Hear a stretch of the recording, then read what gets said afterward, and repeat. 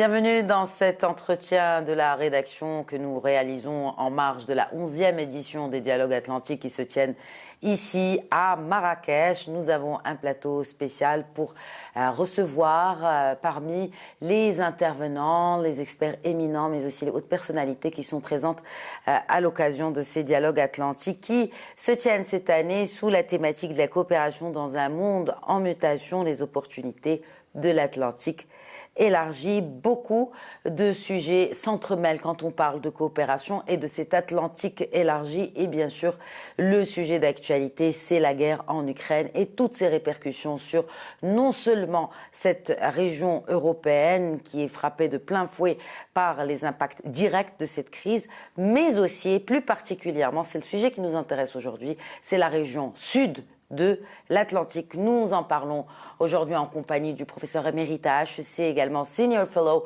au Policy Center for the New South. Le Policy Center for the New South, qui, rappelons-le, est à l'origine de ces dialogues atlantiques. Professeur Védier, bonjour et merci de répondre à nos questions. Merci surtout de m'avoir invité, de me donner l'occasion d'effectivement de répondre à des questions d'actualité. D'actualité, parfaitement. Alors avant de parler de questions d'actualité, nous nous sommes rencontrés dans le cadre de ces dialogues atlantiques plusieurs années. Cette année en particulier, cette édition est spéciale. Cette 11e édition est spéciale. D'abord parce qu'elle est en présentiel, n'est-ce pas, après 2 années de hybride. Et puis aussi, il y a cette conjoncture mondiale. On ne dort plus sur ses lauriers. Les temps ont bien changé depuis 2019. Alors moi, je partage complètement cette approche. C'est un retour dans des conditions très spéciales. Il y a eu pendant 2 ans un break lié à la Covid-19 et il s'est passé beaucoup de choses depuis 2 ans, beaucoup de choses. La première, d'abord, c'est qu'on a beaucoup espéré le rebond de la croissance économique qui était attendu en 2020, suite à 2 ans de privation. Nous devions repartir dans une société de consommation. Manque de chance, sous hasard du calendrier, il y a l'invasion de l'Ukraine. Et l'invasion de l'Ukraine, alors là, je ne sais pas qui pouvait la prévoir. Autant la Covid-19, on peut encore imaginer, mais l'invasion de l'Ukraine, c'est quelque chose de encore plus compliqué à comprendre parce qu'elle n'était pas attendue et qu'elle a des conséquences qu'on n'avait pas prévues, même avant, si on avait su qu'elle aurait lieu. Elle n'était pas prévue. Bon, non, on savait qu'il y avait des relations de tension entre l'Ukraine et la Russie, mais ce n'était pas nouveau. On pensait que M. Poutine, dans l'intérêt de la Russie, n'oserait pas déclencher un conflit. On s'est trompé, nous occidentaux. Par contre, ce que moi j'observe, c'est que l'Ukraine a été un révélateur de nos faiblesses. Révélateur de nos faiblesses. Qui pouvait imaginer qu'un jour en France, on poserait aujourd'hui l'idée qu'il faut faire des coupures d'électricité. C'est l'actualité aujourd'hui. Qui pouvait imaginer qu'il y ait des investissements considérables, plusieurs milliards, conjoints russes et allemands, serviraient à rien. Serviraient à rien. Nord Stream 2, il a été même pas inauguré, il a été fermé la veille de son inauguration. Bon. Et puis qui pouvait imaginer aussi des conséquences qui ont dépassé le cadre européen. Parce qu'aujourd'hui, vous posez cette question et vous avez raison. Il y a un continent qui est pour rien, c'est l'Afrique.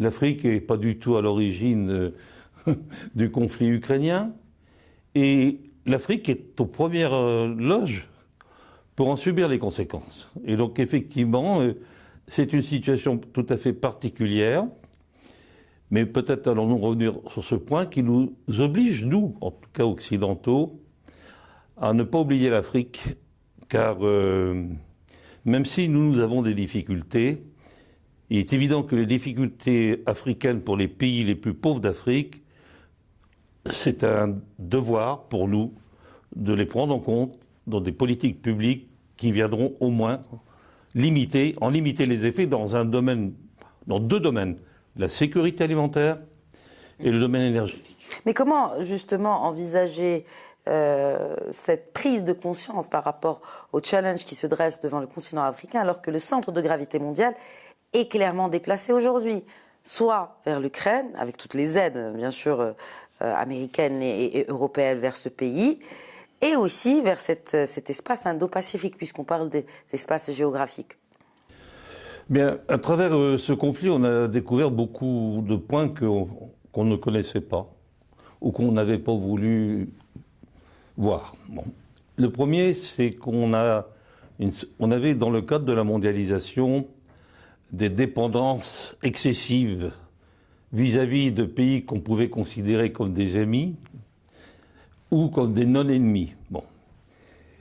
Ces dépendances excessives, on l'a dit, entre le gaz russe et l'économie allemande, 90%. C'est énorme, 90%. Bon. Et les Allemands qui refusent le nucléaire parce qu'ils se mettent sous la protection des Russes. Bon. Quand même difficile à comprendre. Pour l'Afrique, le problème est différent. Le problème est différent parce que, disons que les conséquences pour l'Afrique n'ont pas été immédiates, elles sont différées.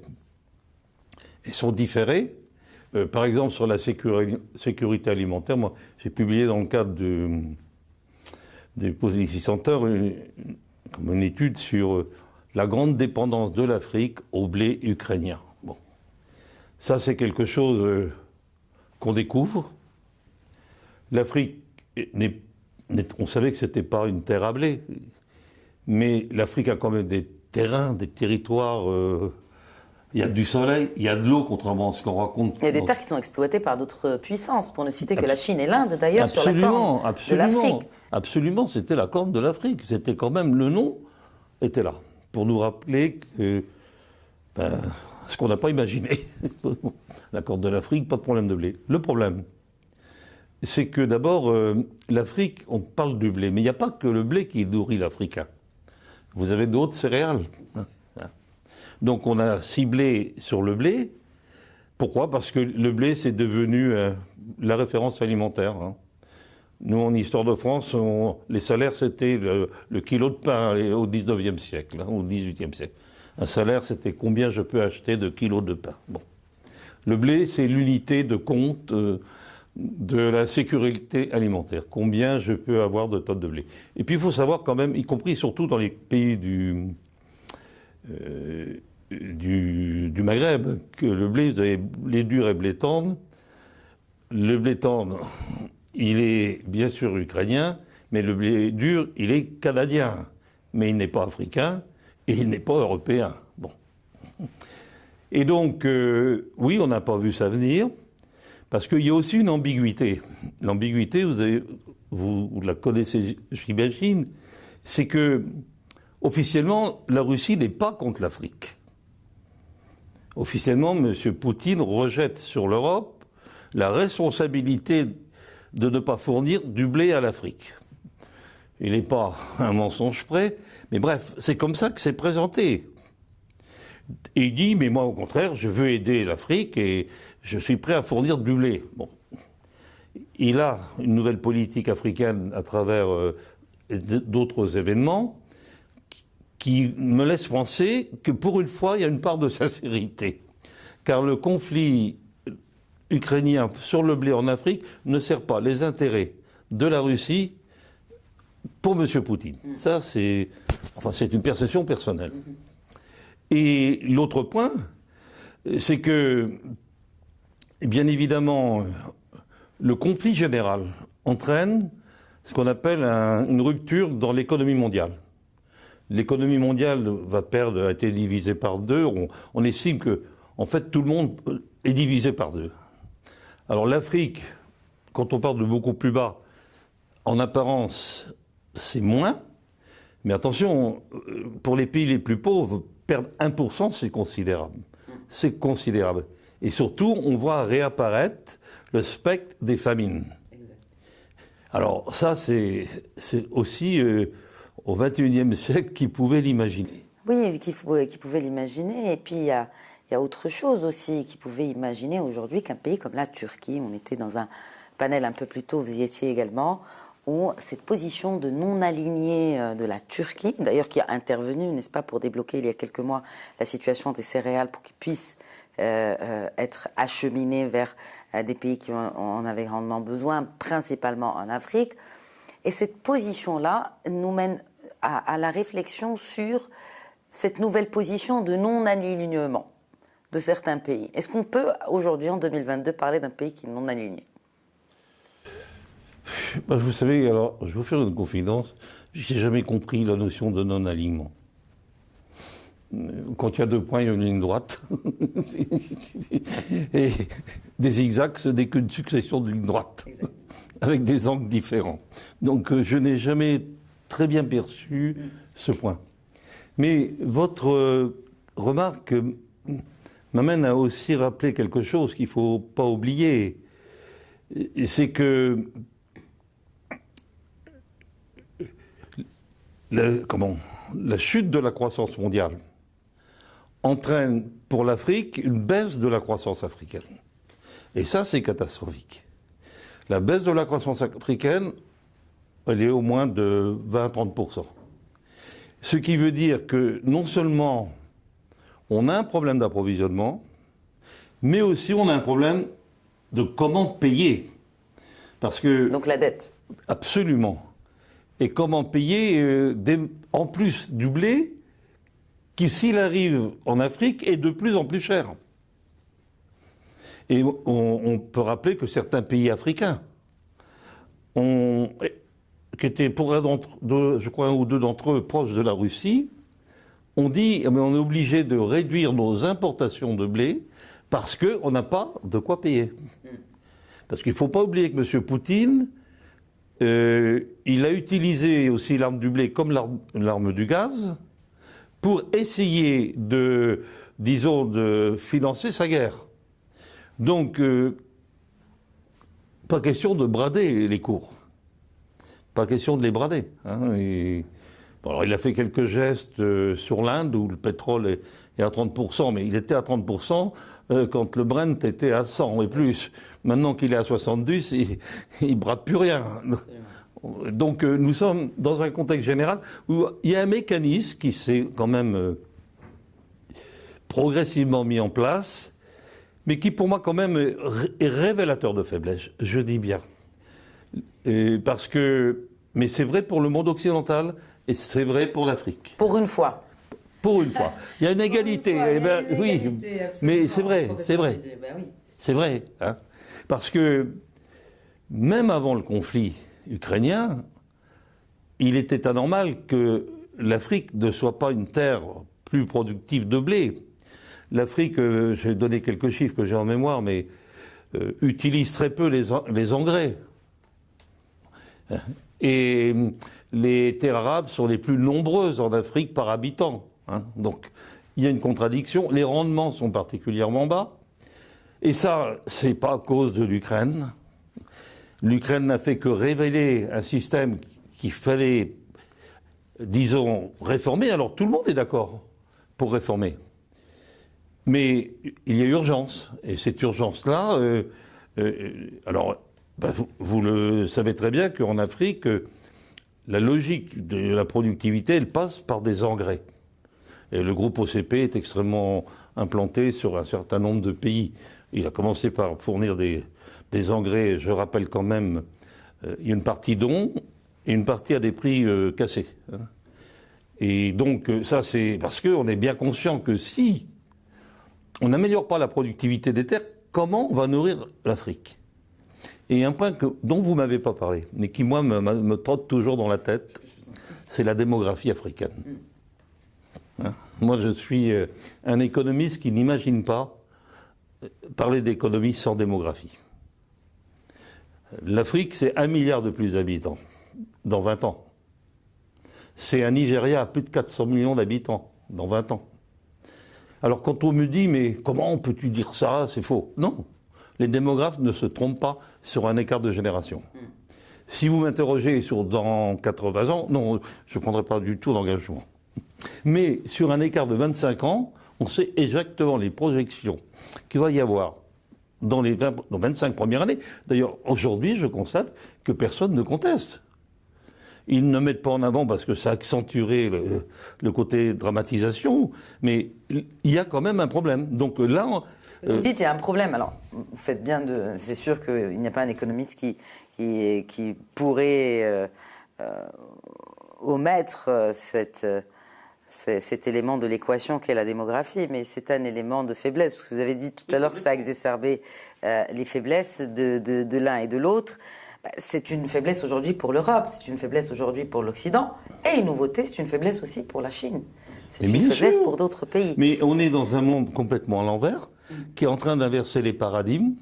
Premier paradigme, la Chine, puissance économique, la politique de l'enfant unique a d'ailleurs permis à la Chine d'être la première économie, ou la deuxième économie mondiale, faut bien le dire. Si elle n'avait pas... avec des mesures à la chinoise, donc particulièrement autoritaires et critiquables, peut-être, mais elle était condamnée à casser son rythme démographique. Bon. La France, non, l'Europe. La France, pour l'instant, c'est pas trop mal, mais bon, l'Europe, en particulier l'Allemagne. Mais la Russie aussi. La Russie, c'est aussi un gros problème géopolitique. Dans 20 ans, la Russie actuelle, géographie actuelle, sera moins peuplée que la Turquie.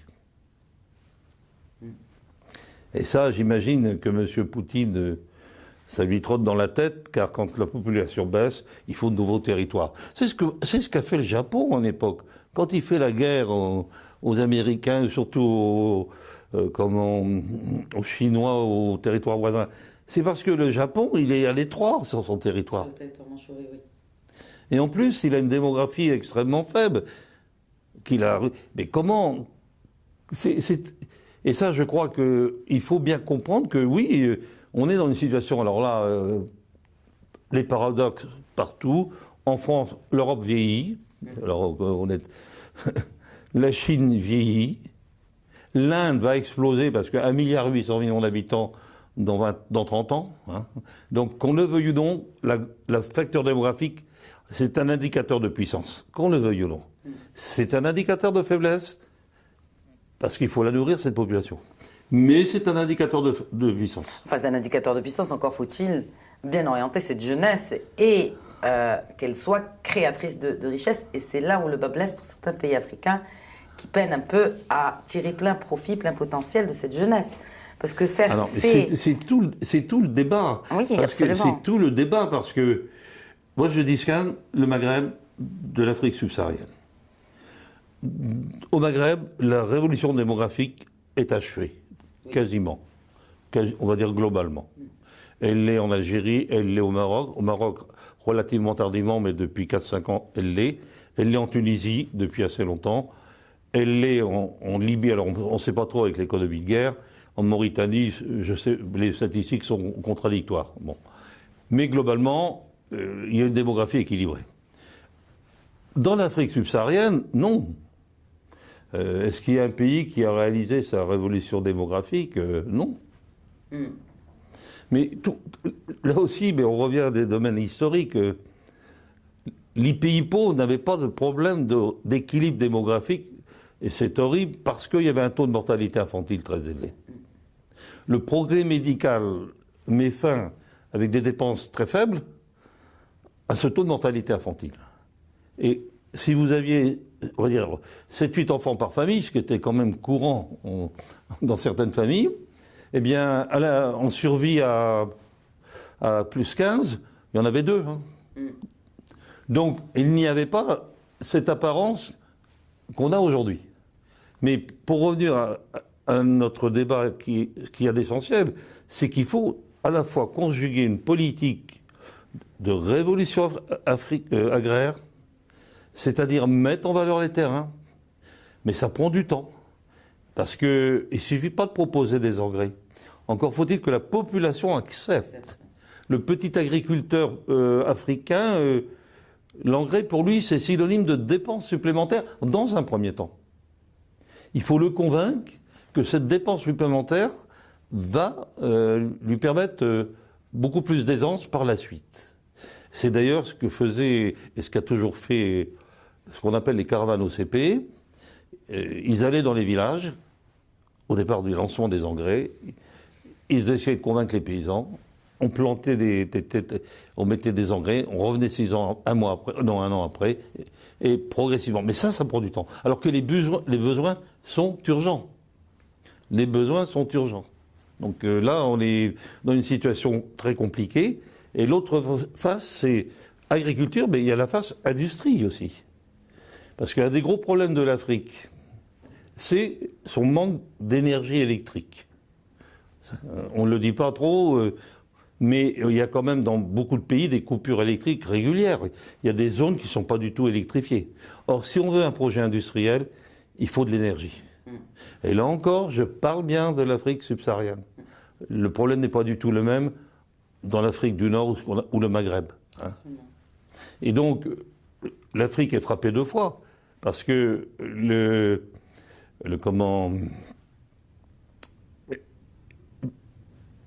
il y a bien sûr des pays qui ont du pétrole, le Nigeria a du pétrole, la Guinée a du pétrole, bon, bien évidemment l'Algérie a du pétrole, etc. Mais le problème, c'est que là encore, c'est pas un problème de fourniture, c'est un problème à quel prix je le paie. On retrouve la même logique que pour le blé. Si le blé est trop cher, si l'énergie est trop chère, comment voulez-vous qu'un pays qui a un PIB par habitant inférieur, on va dire, à $1000, hein, bon, c'est-à-dire $3 par jour environ, bon, comment voulez-vous qu'il puisse payer ce dont il a besoin en blé et ce dont il a besoin en pétrole. C'est-à-dire que ce n'est même plus une question de disponibilité plus que d'accessibilité finalement absolument, à ces denrées. Absolument. Un dernier mot, professeur Védier, alors que le temps de cette interview touche à sa fin, sur le rôle de l'Afrique, de cette Afrique dans cette dynamique atlantique. Je sais que le sujet peut prendre des heures à analyser, mais puisque nous sommes ici à Marrakech dans le cadre de ces dialogues atlantiques, est-ce qu'aujourd'hui l'Afrique a sa voix alors que parallèlement, n'est-ce pas, à Washington se tient ce sommet des leaders US-Africa. Est-ce qu'elle sera enfin audible, cette voix africaine, par tous les challenges, les opportunités que vous avez évoquées, que vous avez listées? Est-ce qu'elle sera entendue dans cette région hautement stratégique qu'est l'Atlantique? Oui, mais je pense qu'elle va être écoutée au moins partiellement.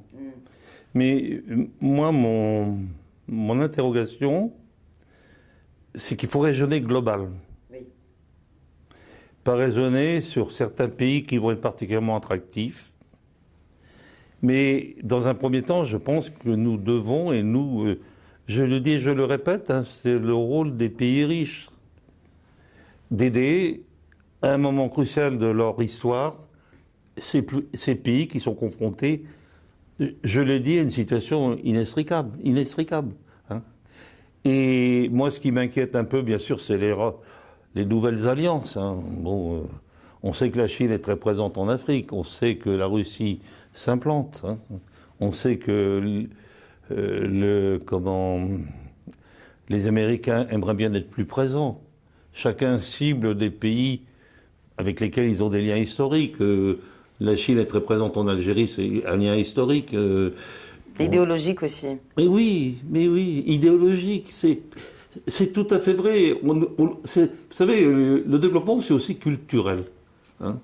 Il y a des pays qui sont des démocraties, plus ou moins, mais qui sont quand même dans l'esprit démocratique.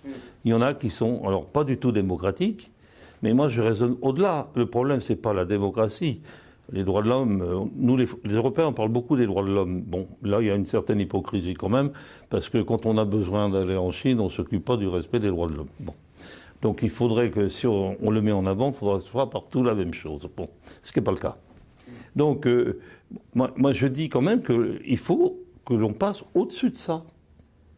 Mais moi, j'insiste bien, dans un premier temps, où je suis préoccupé, c'est, on va dire, la fragmentation de l'Afrique subsaharienne, avec différents blocs qui placent leurs pions.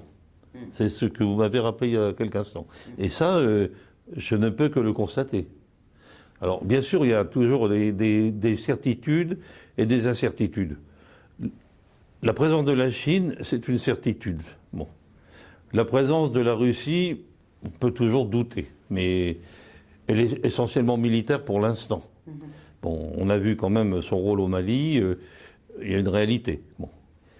La présence américaine, on sait aussi que là, comme vous l'avez rappelé, c'est aussi assez complexe. Tout dépend qui est président des États-Unis. Je pense qu'avec Biden, ça sera plus simple. Si M. Trump revenait aux affaires, je pense qu'il faudrait quand même aussi regarder ça avec beaucoup d'attention. Merci beaucoup. Nous suivrons certainement ces choses et leur évolution avec d'éminents experts comme vous-même, Henri-Louis Védier. Merci beaucoup encore une fois d'avoir répondu à nos questions. Merci beaucoup de m'avoir permis de rappeler pour moi des règles qui ne sont pas qu'économiques. Absolument. De toute façon, tout est embriqué. Hein. Et on le comprend de plus en plus avec ces crises. Voilà, c'était cet entretien de la rédaction en marge de la 11e édition des Dialogues Atlantiques qui se tiennent ici à Marrakech jusqu'au vendredi. Très bonne suite des programmes.